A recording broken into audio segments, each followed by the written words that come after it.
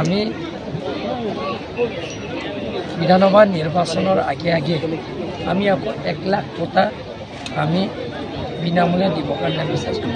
আজি প্ৰথমে একেবাংটো এই লাংফেৰ MBC সমষ্টিত 4,000 পৰিয়ালে আজি বিনামূল্যে মাটি কোটা দিয়া হ'ব।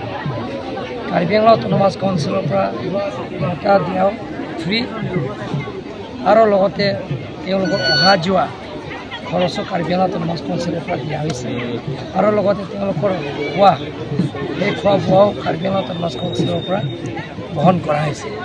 গতিকে আজি সকলোৱে ফ্ৰী দিয়া হৈছে, বেলেগ কাৰ্যসূচী নাই। ইয়াৰ ৰাইজে ইয়াত ডিমাণ্ড কৰিছে ৰাস্তাটো খুব অৱস্থা বেয়া।